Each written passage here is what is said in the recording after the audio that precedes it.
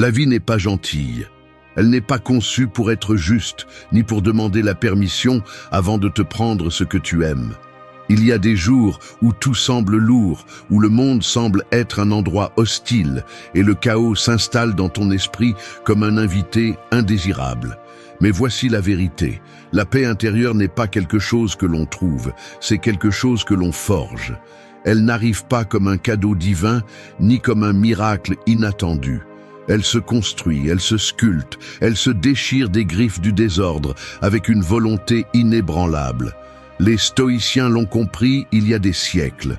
Au milieu de l'adversité, alors que le destin leur crachait au visage, ils restaient fermes. Non pas parce qu'ils étaient immunisés contre la douleur ou la peur, mais parce qu'ils avaient appris à maîtriser leur monde intérieur. Ils savaient qu'ils ne pouvaient pas contrôler les tempêtes de la vie, mais ils pouvaient contrôler comment ils les affrontaient. Et c'est exactement ce que tu dois comprendre. Le monde continuera d'être cruel, imprévisible, impitoyable, mais tu peux être plus fort que lui. Ce n'est pas un discours vide d'optimisme bon marché. Je ne vais pas te dire de penser positivement et tout changera. Non, la véritable paix n'est pas obtenue en ignorant la tempête, mais en apprenant à marcher sous la pluie sans peur.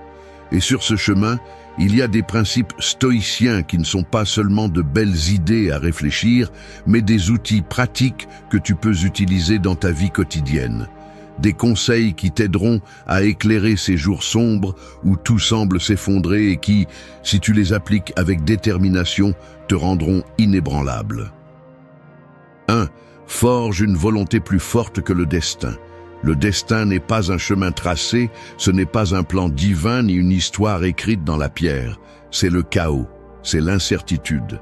C'est une guerre constante entre ce que tu espères et ce qui se passe réellement. Et si tu n'es pas assez fort, il te dévorera sans remords. La vie ne demande pas si tu es prêt avant de frapper. Elle se fiche de savoir si tu es fatigué, si ça fait mal, si tu penses que tu ne peux plus continuer. Tout ce qui l'intéresse, c'est de savoir si tu vas céder ou si tu vas tenir bon. La plupart des gens se brisent au premier choc. Ils rampent, se lamentent, cherchent des coupables et espèrent que quelqu'un viendra les sauver. Mais personne ne viendra, personne ne va te sauver, personne ne va porter ta croix. Et si tu attends que le monde soit juste, que la vie ait de la compassion, tu signes ta propre condamnation. La seule personne qui peut te relever encore et encore, c'est toi-même. Les stoïciens ont parfaitement compris cette vérité. Marc Aurèle, malgré le fait qu'il était l'homme le plus puissant de son époque, n'a pas eu une vie facile. Il a régné pendant des guerres sanglantes, a vu mourir ses êtres chers, a supporté des trahisons et des maladies. N'importe qui d'autre se serait noyé dans le désespoir. Mais pas lui. Non pas parce qu'il était insensible à la douleur, mais parce que son esprit était plus fort que n'importe quelle circonstance. Sa volonté ne dépendait pas du monde extérieur, mais de sa discipline interne. Et c'est ce qui distingue ceux qui se forgent de ceux qui se brisent. Demande-toi, es-tu de ceux qui cèdent ou de ceux qui résistent? Parce que chaque jour est un test. Chaque obstacle est une opportunité pour se durcir ou pour tomber. Il n'y a pas de juste milieu. Soit tu avances, soit tu te noies. Chaque fois que tu affrontes la souffrance sans te plier, tu deviens plus fort. Chaque fois que tu prends le contrôle au lieu de céder au chaos, tu deviens quelqu'un d'irrésistible. La volonté n'est pas quelque chose avec laquelle on naît, c'est quelque chose que l'on entraîne. Comme un muscle, elle se renforce avec chaque défi surmonté, chaque douleur supportée sans se plaindre, chaque chute dont tu te relèves sans demander à personne de t'aider. Et un jour, sans t'en rendre compte, tu deviens un rocher au milieu de la tempête. Alors si la vie décide de te tester, que tu doives te battre pour chaque maudit centimètre. Si tu tombes, que ce soit avec les poings et le regard défiant. Parce que la vraie liberté n'est pas d'éviter la souffrance, c'est d'être si fort que quoi qu'il arrive, rien n'a le pouvoir de te briser. Donne à ton âme plus d'espace qu'à ton agenda. Le monde moderne est un tourbillon de bruit et d'exigences. Les gens courent d'un endroit à l'autre, empilant des tâches, des engagements et des distractions dans leur journée comme si la vie était une course contre la montre. Ils se réveillent fatigués, survivent à la routine sans la remettre en question et arrivent le soir avec le sentiment d'avoir été occupés sans avoir fait quoi que ce soit de vraiment significatif. Ils sont devenus esclaves de leur propre agenda. Les stoïciens ont compris quelque chose que la plupart ignorent. L'âme a besoin de plus d'espace que le calendrier. Peu importe combien tu fais en une journée, si tout n'est qu'un défilé mécanique d'obligations sans sens. L'esprit a besoin de répit, il a besoin de réflexion, il a besoin de temps pour se renforcer. Sinon, tu ne seras qu'un automate de plus, avançant sans but, jusqu'à ce qu'un jour, tu te demandes pourquoi tout semble vide. Sénèque l'a vu clairement. La plupart des gens ne vivent pas, ils existent simplement. Ils se déplacent par l'inertie de la société, pris dans un rythme effréné qui leur vole chaque seconde de conscience. Ils se lèvent, travaillent, consomment, dorment, et à un moment donné, sans préavis, ils réalisent que la vie leur a échappé. Mais la paix intérieure ne se trouve pas dans l'accumulation de réalisations ou dans la productivité effrénée. Elle se trouve dans les moments de calme, dans la capacité à regarder à l'intérieur de soi et à aligner chaque action sur ce qui compte vraiment. Et cela n'est pas possible lorsque l'esprit est étouffé par une mer de tâches en attente. Sans espace pour penser, il n'y a pas de clarté. Sans clarté, il n'y a pas de direction. Sans direction, la vie devient un sentiment. Les stoïciens savaient que la réflexion est une arme. Un guerrier n'affûte pas seulement son épée, mais aussi son esprit. Marc Aurèle, malgré le fait qu'il était l'homme le plus puissant de son époque, a pris le temps d'écrire, d'analyser ses pensées, de trouver de l'ordre au milieu du chaos. Il ne laissait pas l'inertie décider pour lui. Et c'est pour cela qu'il a gouverné avec sagesse, résisté aux tempêtes et laissé un héritage de force inébranlable. Celui qui ne prend pas le temps de réfléchir à son propre chemin est condamné à marcher sur celui des autres. La société pousse l'individu à rester occupé, à remplir chaque instant de stimuli, à craindre le silence. Mais c'est précisément dans ce silence que l'esprit se renforce. Il ne s'agit pas de fuir les responsabilités ou de tout laisser derrière soi. Il s'agit d'établir des priorités. S'il n'y a pas d'espace pour l'introspection, s'il n'y a pas de moment de calme où l'esprit peut respirer, alors tout le reste perd son sens. La vie n'est pas une liste interminable de tâches. C'est l'art de trouver un sens à chaque chose que tu fais. Coupe le bruit. Ne laisse pas la hâte du monde détruire la paix en toi. Trouve des moments pour penser, pour questionner, pour façonner ton caractère. Ne donne pas plus d'espace à l'agenda qu'à l'âme. Parce que si tu ne cultives pas ton intérieur, viendra le jour où tu découvriras que tout ce que tu as fait a été de remplir le vide avec des choses qui n'ont jamais compté. 3. Transforme ton esprit en un jardin où la paix fleurit. L'esprit est un territoire sauvage. Si tu le négliges, il se remplit de mauvaises herbes. Si tu ne le soignes pas, les pensées négatives, les soucis inutiles et les émotions incontrôlées l'envahissent comme des mauvaises herbes, étouffant toute possibilité de calme. Un homme sans contrôle sur son esprit est comme un terrain abandonné, stérile, chaotique, dominé par des forces qu'il ne comprend pas. Mais les stoïciens l'avaient bien compris. La paix intérieure n'est pas un accident, c'est une construction. Elle ne vient pas de nulle part, elle ne s'achète pas, elle ne se mendie pas. Elle se cultive, elle se travaille, elle se protège avec discipline. Un jardin ne fleurit pas simplement parce que quelqu'un le souhaite. Il nécessite des soins, de la patience et surtout la capacité d'arracher ce qui ne devrait pas y être. Épictète l'a dit sans détour. Ce n'est pas ce qui t'arrive qui te perturbe, mais l'interprétation que tu en fais. Ton esprit décide si un événement est un désastre ou une opportunité, si une perte est la fin ou un nouveau commencement.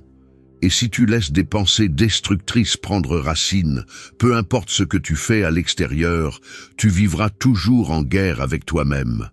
Un jardin fertile ne laisse pas de place aux mauvaises herbes.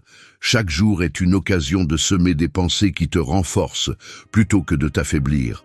La gratitude, l'acceptation, la tempérance et la clarté mentale sont des graines qui, si elles sont soignées, transforment l'esprit en un refuge impénétrable. Mais cela exige de la discipline. Il ne s'agit pas de répéter des phrases motivantes vides, ni d'ignorer la réalité. Il s'agit d'entraîner la pensée comme un guerrier entraîne son épée. Les stoïciens savaient que l'esprit ne peut être à la merci du chaos. Ils le laissaient en paix non pas parce que la vie était facile, mais parce qu'ils la dominaient.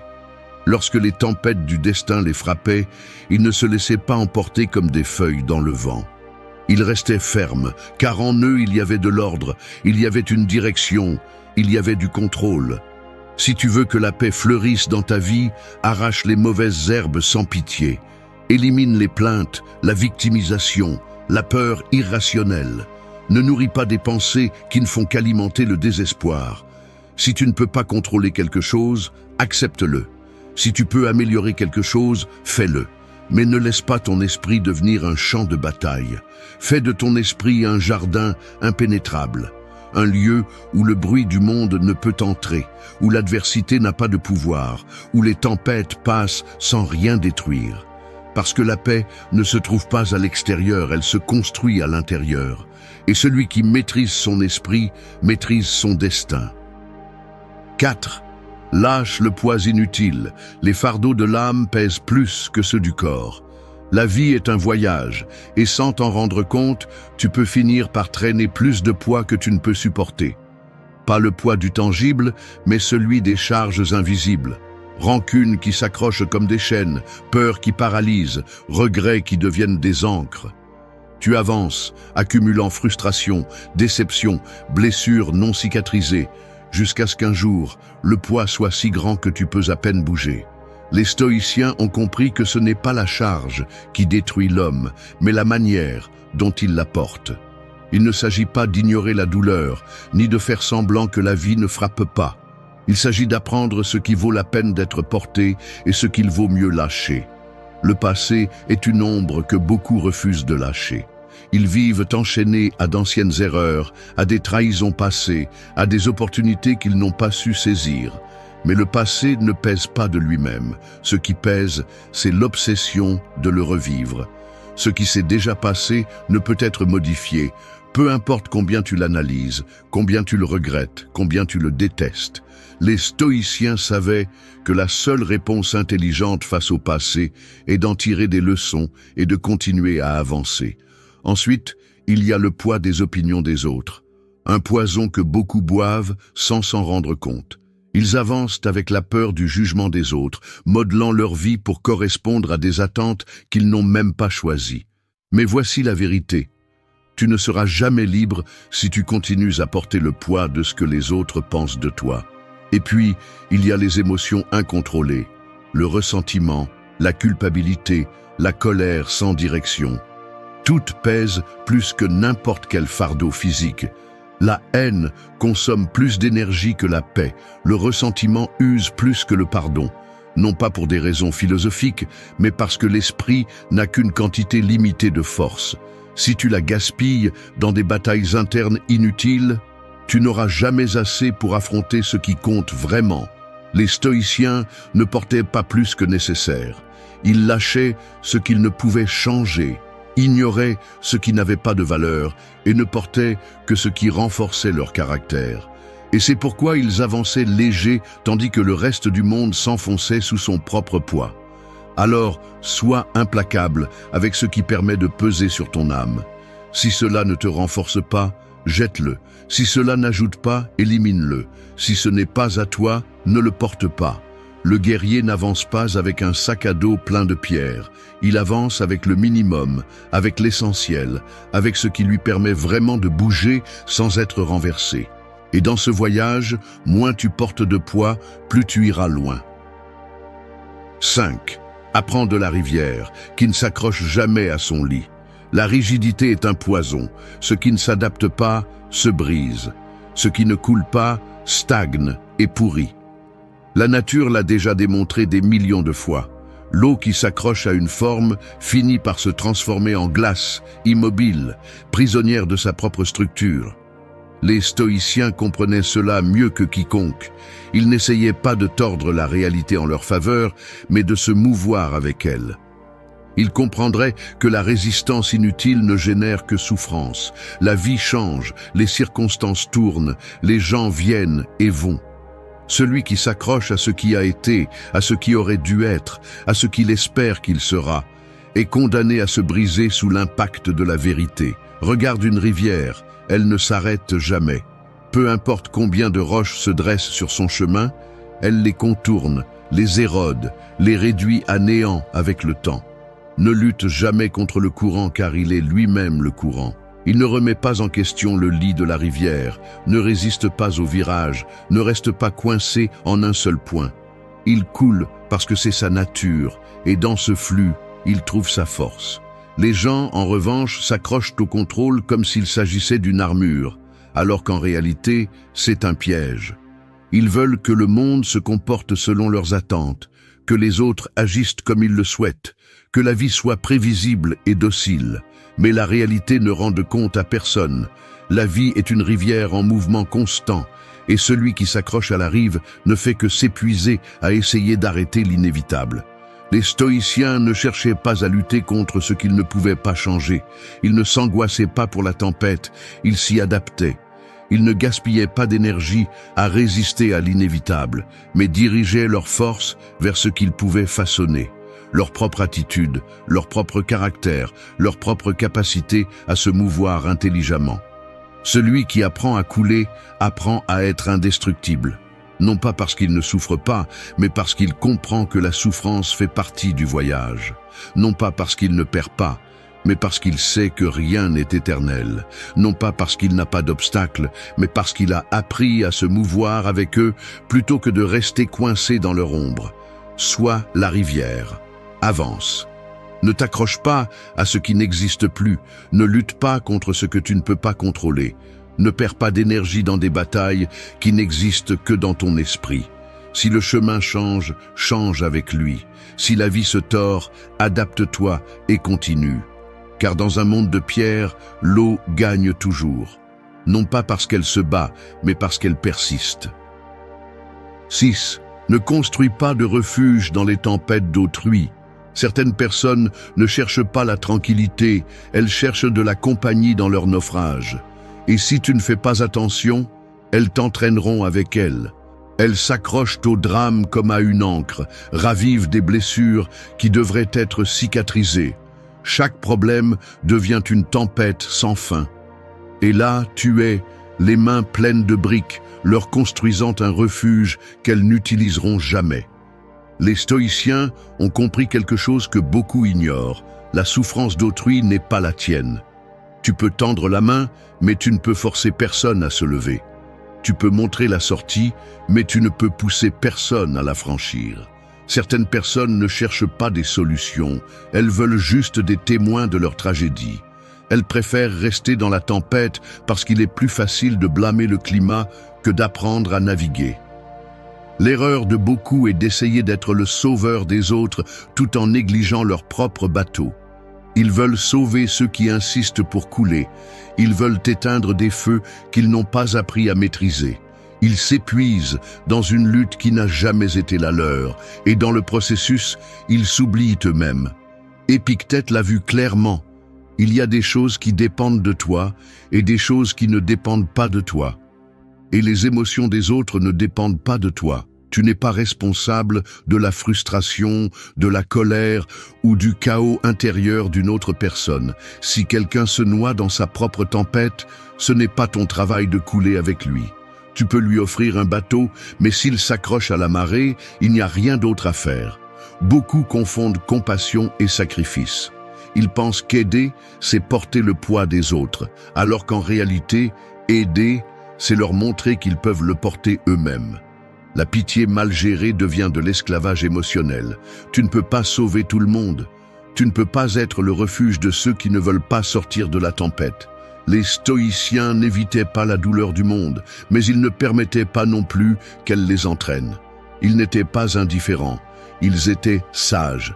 Ils savaient que si quelqu'un voulait couler, il le ferait, peu importe combien ils essayèrent de le maintenir à flot. Et ils comprenaient qu'en essayant de sauver les autres, on se perd souvent soi-même. C'est pourquoi, Apprends à reconnaître quand t'aider et quand lâcher la corde.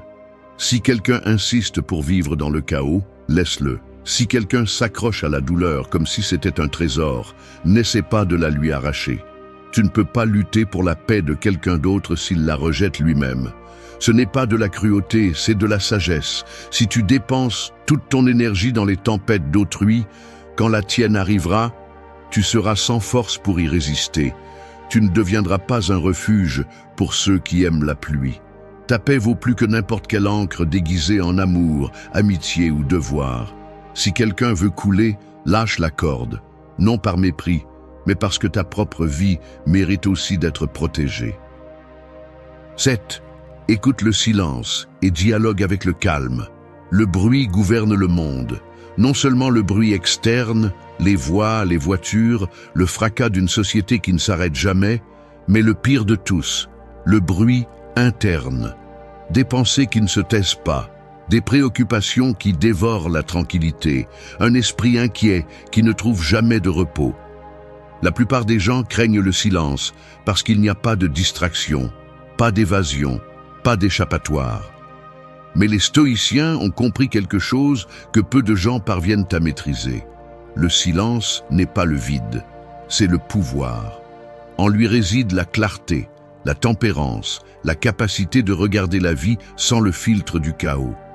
Celui qui craint le silence craint de se confronter à lui-même, et celui qui ne se confronte pas à lui-même ne pourra jamais conquérir son propre esprit.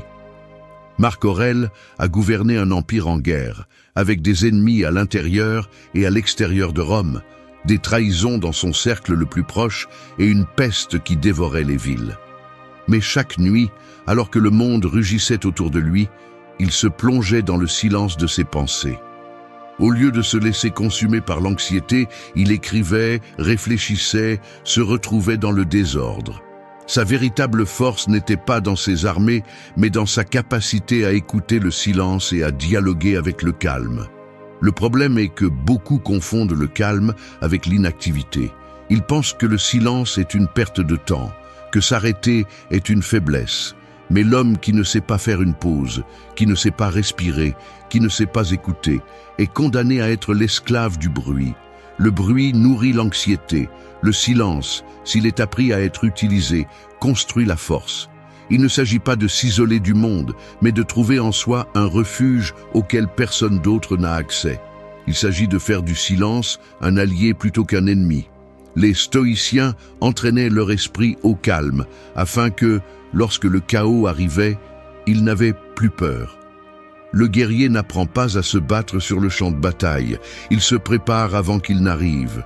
De la même manière, la paix intérieure ne se construit pas au milieu de la tempête, elle se cultive avant que le premier tonnerre ne retentisse. Apprends à écouter le silence. Ne le remplis pas de distractions inutiles, ne le fuis pas comme s'il était un abîme.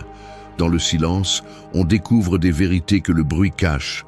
Dans le calme, le caractère se renforce. Et celui qui maîtrise le calme en lui ne sera jamais dominé par le chaos du monde. 8. Maîtrise tes impulsions avant qu'elles ne te maîtrisent. L'homme qui ne contrôle pas ses impulsions est son pire ennemi. Il n'a besoin de personne pour le vaincre, il se sabote lui-même. Il se laisse emporter par la colère, par le désir, par la peur, par n'importe quelle émotion qui le prend par surprise. Il n'est pas maître de son esprit, il est prisonnier de ses réactions. Les stoïciens l'ont bien compris, celui qui ne maîtrise pas ses émotions est condamné à en être l'esclave. Peu importe combien de pouvoir il a, combien d'argent il accumule, combien de victoires il remporte. Si son caractère est volatile, si son tempérament est un feu incontrôlable, s'il réagit au lieu de décider, alors il n'est pas fort. Il est faible. Alexandre le Grand, le plus grand conquérant de l'histoire, est tombé victime de sa propre fureur. Une nuit, dans un accès de colère, il a assassiné son meilleur ami, Clitus, l'homme qui lui avait sauvé la vie au combat. Il s'est repenti sur le champ, mais il était déjà trop tard. En une seule impulsion, il a perdu quelqu'un d'irremplaçable. Et c'est ainsi que beaucoup détruisent leur propre destin. Un moment de dérapage, un mot dit sans réfléchir, une décision prise dans la colère et tout s'effondre. Chaque fois que tu laisses l'impulsion prendre le contrôle, tu cèdes un morceau de ta liberté. Agir sans penser, c'est vivre sans se gouverner. L'homme qui ne contrôle pas sa langue devient esclave de ses mots. Celui qui ne contrôle pas son désir finit par être consumé par lui. Celui qui ne contrôle pas sa peur ne pourra jamais avancer. Épictète l'a bien dit, ce n'est pas l'événement qui te perturbe, mais ta réaction à celui-ci. Et c'est dans cette réaction que réside la différence entre être maître de ton destin ou être une marionnette du chaos. Maîtriser ses impulsions ne signifie pas être insensible ou réprimer ce que l'on ressent. Cela signifie avoir la discipline d'observer avant d'agir, de respirer avant de parler, de décider avec la raison plutôt qu'avec l'émotion brute. Un général ne donne pas l'ordre d'attaquer sans stratégie. Un guerrier ne lance pas son épée au premier mouvement de l'ennemi. Ils attendent, ils analysent, ils choisissent leur moment. Fais de même. Ne réponds pas à chaud. Ne laisse pas l'émotion du moment ruiner ce que tu as construit. Ne prends pas de décision simplement parce que le désir ou la colère te l'exige. Car l'homme qui vit dominé par ses impulsions est un esclave avec l'illusion d'être libre. Mais l'homme qui se maîtrise lui-même, c'est le seul véritablement invincible. 9. La sérénité se cultive avec chaque choix, elle n'est pas attendue. La paix ne tombe pas du ciel, ce n'est pas un cadeau, ce n'est pas un privilège, ce n'est pas un accident. C'est un champ que l'on sème, un muscle que l'on entraîne, une forteresse que l'on construit brique par brique. Et chaque choix que tu fais est un coup de ciseau dans la sculpture de ton propre esprit. Mais la plupart ne comprennent pas cela. Ils vivent en attendant que le bruit s'arrête, que le destin leur accorde un répit, que la vie décide d'être gentille. Ils s'accrochent à l'idée qu'un jour tout fera clic et enfin ils pourront être en paix. Mais cela n'arrive jamais. Le chaos ne s'arrête pas, les problèmes ne disparaissent pas, le monde ne s'aligne pas magiquement pour te donner un répit.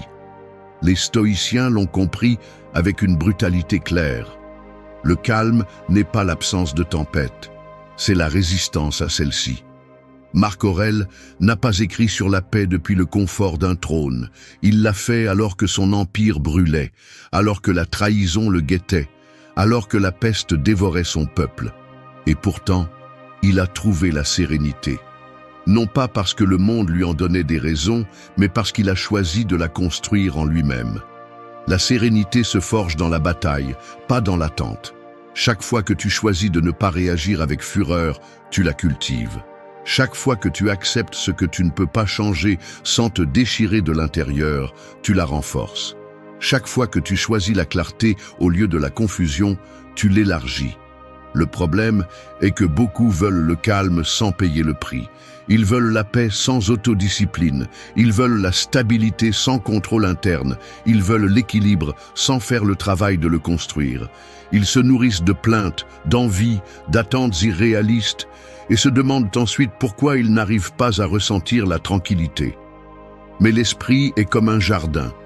Si tu ne t'en occupes pas, il se remplit de mauvaises herbes. Les stoïciens n'étaient pas des magiciens, ils étaient des stratèges de l'esprit. Ils savaient que chaque choix, aussi petit soit-il, était une déclaration de qui ils voulaient être.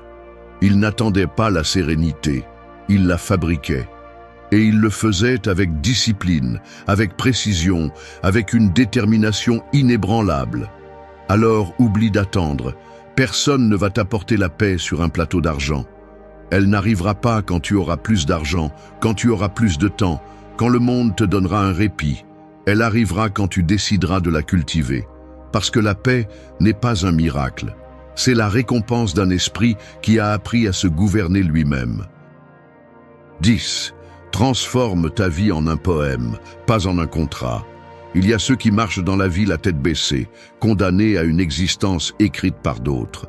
Leurs jours sont scellés par des signatures invisibles, des engagements qu'ils n'ont jamais acceptés, des obligations qu'ils n'ont jamais remises en question, des attentes qu'ils n'ont jamais choisies. Ils ne vivent pas, ils accomplissent. Comme s'ils avaient signé un contrat à la naissance, où chaque clause dicte ce qu'ils doivent faire, comment ils doivent être, ce qui est acceptable et ce qui ne l'est pas. Et le pire, c'est qu'ils n'ont jamais lu les petits caractères. Mais les stoïciens ont compris quelque chose que peu osent accepter. La vie n'est pas un accord que l'on signe par peur, c'est un poème que l'on sculpte avec le feu. Elle n'a pas de règles fixes, elle ne suit pas de structure rigide, elle ne s'écrit pas avec l'encre d'autrui. Sénèque l'a dit sans détour, la plupart gaspillent leur existence en attendant que quelqu'un leur dise comment vivre. Ils se lient à un scénario mal écrit et se forcent à le jouer sans le remettre en question. On leur a appris qu'ils doivent suivre un chemin sûr, même si ce chemin les étouffe, qu'ils doivent faire ce qui est correct, même si ce qui est correct les consume, qu'ils doivent supporter, même si le poids les brise. Mais voici la vérité que peu veulent entendre. Tu ne dois rien à un contrat que tu n'as pas signé consciemment. Tu n'as pas à porter des chaînes invisibles. Tu n'as pas à suivre les instructions d'un jeu que tu n'as jamais choisi de jouer. Ta vie n'est pas un ensemble de cases à cocher, c'est une œuvre en construction, une pièce inachevée, une toile vierge que seul toi peux remplir. Les stoïciens n'ont jamais obéi à des règles sans sens. Ils ne se sont pas laissés modeler par ce que le monde attendait d'eux. Au lieu de cela, ils ont tracé leur propre chemin avec la précision d'un sculpteur et la détermination d'un guerrier. Ils n'ont pas écrit leur existence avec peur, ils l'ont gravé dans l'histoire avec une volonté inébranlable. Un poème ne se confine pas à des marges prévisibles. Il se déchire, se réinvente, se transforme. Il ne s'adapte pas à des modèles s'il n'en a pas besoin. Il ne respecte pas les lignes si elles le limitent. C'est la manifestation la plus pure de la liberté, car chaque mot, chaque pause, chaque rupture dans son rythme est un choix conscient. Alors choisis. Vas-tu continuer à remplir des formulaires avec l'encre de ta propre résignation? Vas-tu laisser les autres te dicter chaque pas, chaque objectif, chaque respiration? Ou vas-tu arracher ce contrat des mains du destin et le brûler, regardant comment les cendres de ce que tu n'as jamais été se dissolvent dans le vent? Parce que la vie n'est pas un document scellé. C'est un champ de bataille où chaque décision est un coup de ciseau. Chaque action, un vers, chaque défi, une opportunité d'écrire quelque chose qui mérite d'être rappelé. Les stoïciens n'attendaient pas la permission. Tu ne devrais pas non plus. La vie n'est pas une liste de règles. C'est un acte de création constante. Et seul celui qui comprend cela peut vraiment se dire libre. Merci d'être resté jusqu'à la fin de la vidéo. Si vous avez tout vu, commentez « Je suis stoïcien » comme notre signe secret, indiquant que vous êtes un véritable apprenant du stoïcisme. N'oubliez pas de vous abonner et de liker la vidéo si elle vous a plu. Rendez-vous dans la prochaine vidéo et rappelez-vous, continuez à cultiver votre esprit stoïque.